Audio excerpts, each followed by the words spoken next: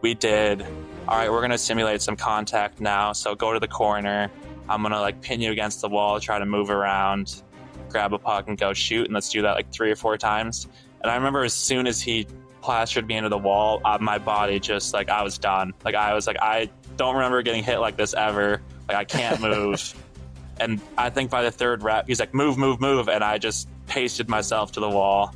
Didn't move for like 10 seconds. And he's like, all right, go shoot. And I think I just probably went 2 miles an hour, grabbed a puck and flicked it probably 3 feet wide. Like I was just dead.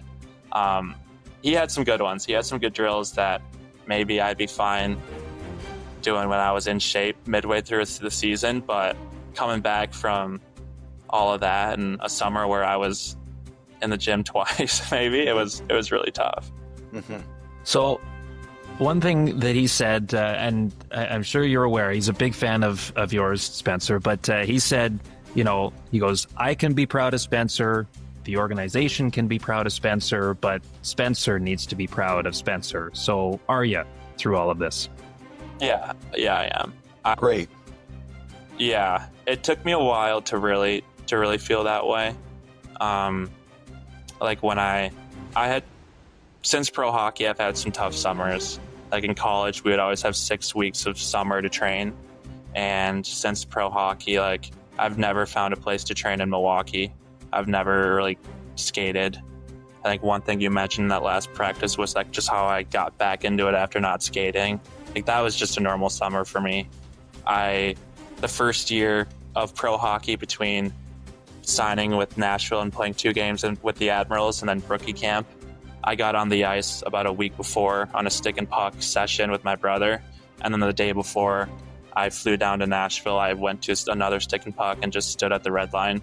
And I was like, you know what, here we go. Like didn't really train. And then the year after, same thing. I was in a pretty brutal place, wasn't getting out of bed, was crying all day. My mom got me on some antidepressants like a month before the season. That gave me a little boost, but it was the same thing. I got on the ice the first time probably a week or 2 before, and then I got a last-minute flight to Nashville and said, here we are. So I think I've been pretty fortunate that I can just do nothing and kind of get away with it and show up and be okay. But that's also tough, knowing that I'm not as prepared as I'd want to be, but I can kind of get away with it, which has its pros and cons. Well, that's what some people did say about you, Spencer. Considering now people have a better idea of the things that you have been dealing with in your head, they said, you're a heck of a player. And it's actually pretty amazing to see how far you've come, considering everything that you were dealing with quietly and privately that a lot of us didn't know about. Are you excited about what the future could be hockey-wise, knowing now that you have a plan to deal with everything that you were dealing with? Yeah, well, first of all, that's nice. I don't know who's saying that, but thank you to them. You'd be surprised. A few people said that, actually. Yeah, I am excited. And talking about like feeling proud about myself, one thing this summer is like every time I wake up and I go to the gym or I'm on the ice, like I'm already more accomplished in one day than I was like all last summer, all the summer before that. So I think it's just the little victories in that, and just like no matter how many times I skate or how many times I work out, I'm going to be more prepared for this training camp than I have ever before. So it's just a matter of like feeling proud, feeling excited, and yeah, it's going to be a whole new training camp. It's going to be a whole new year. I think my relationship with hockey is still evolving. I'm still getting used to like being on the ice and enjoying it. And like one thing I never really did is like try to score. Like I've never been, you know what, like I'm going to go out there. I'm going to like, I want to change the game. I want to do this. Like my coaches have always been, you're way too passive. Like you can do more. And I just didn't have that drive. I think I'm still getting used to wanting to do more and wanting to score and wanting to do this and that, but it's something that's coming and something that I'm still working on. But yeah, I think moving into training camp, I'm feeling so much better. most years I'd go and be like, I just want to go back to Milwaukee. So that's not, I just want to go home. So that's not a good look. So yeah, I'm looking forward to getting there and hopefully sticking there. It's awesome. I'm glad to hear that. Yeah. Can we ask you some different kind of stuff? Yeah, no, anything. Now, so Kyle, before Spencer mentioned the movies and that he watched a lot of movies to get his degree, he joked. Yes. You had a movie question for him. Well, yeah, given your film study background at Notre Dame, I've got to know, is there a movie you have seen this summer, this year, that for everybody out there listening is like a must watch? Gosh, this year. I mean, this is kind of cheesy, but this is not my film major take. But I'm a big Marvel guy, big superhero guy of all sorts, and I just watched Superman and the Fantastic Four. Both were Superman was great. Fantastic Four was pretty solid as well. Let's see. I got to tell you, I thought there was too much of the dog in Superman. I wanted to see a lot of the dog. More Superman, less crypto. Never have too much. I have to tell you, there's too much dog. There was a lot of dog. Yeah, I agree with that.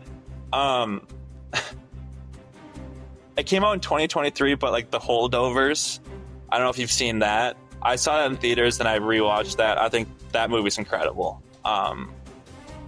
I love that movie. That movie's great. And then Licorice Pizza, similar to The Holdovers, I think they give kind of a similar vibe that was incredible too. So those are two movies I'd definitely recommend. Two recent movies that are definitely worth a watch.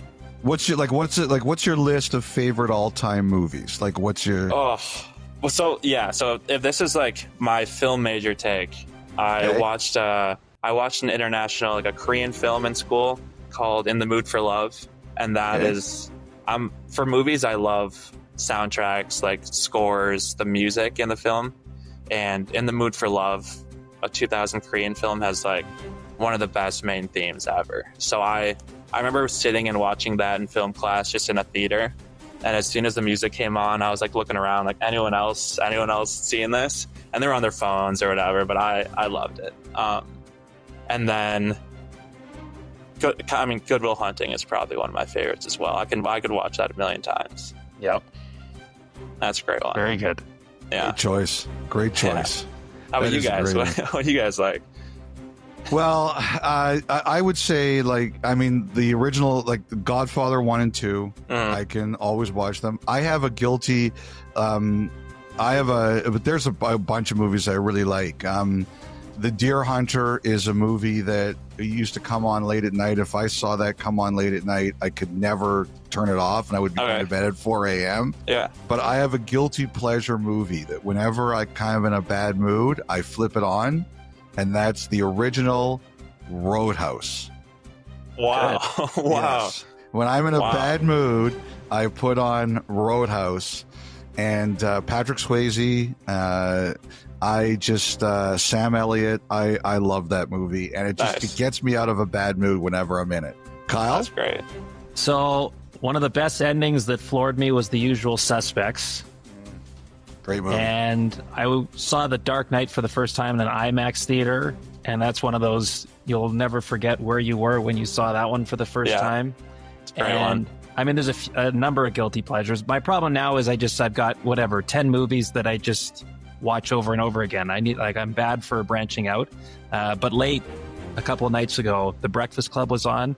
I love the whole story arc of that one, and the character building and all the anyway, it's just great. Wrote it down, In the Mood for Love. It's on my list now. I'm going to have to watch it. Spencer, I just wanted to ask you a little bit about some of your Predators teammates. They used to call Nicholas Lidstrom the perfect human. Is Roman Josi the new perfect human? He's got to be. He's got to be. Never looks bad. No, I don't have any experience with Lidstrom, but I can't say anything negative about Josi at all. So I can't imagine there's another person out there like Roman. What's he like in the room? What's he like to play with? He's super nice. I remember getting called up. It's actually a funny story. My first NHL game, I got called up, and he's always larger than life. He's super nice, always smiling, great guy.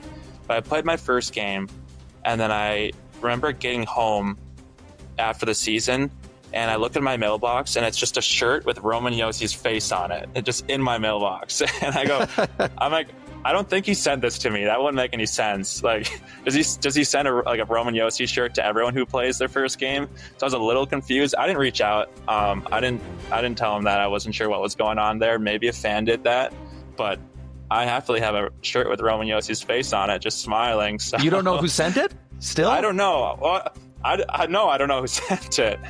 I thought, well, hopefully we can solve the mystery. I want to be living in a world where Roman Josi sends shirts of his face to guys who play their first NHL games. I was like, I hope not, but at the same time, that would be pretty funny. Yes, that would be great. Like if he takes the photo on that day, so it's like, this is what I look like the day you made your NHL debut. That'd be awesome. That'd be great. So who are your closest friends in the Predators organization? Gosh, Adam Wilsby. He was my D partner for a while in Milwaukee, and then he was up in Nashville for all last year. Mm-hmm. Jake Livingstone, in Milwaukee as well. I mean, I'm really close with guys in Milwaukee. Guys in Nashville for sure, like Luke Evangelista. I love. Everyone loves him. He's funny. He's great. But and like Jankowski, who was just traded away. I was close with him. But no, I think like Kevin Gravel in Milwaukee, a lot of the Milwaukee guys I've definitely bonded with a little bit more. What do you remember from your first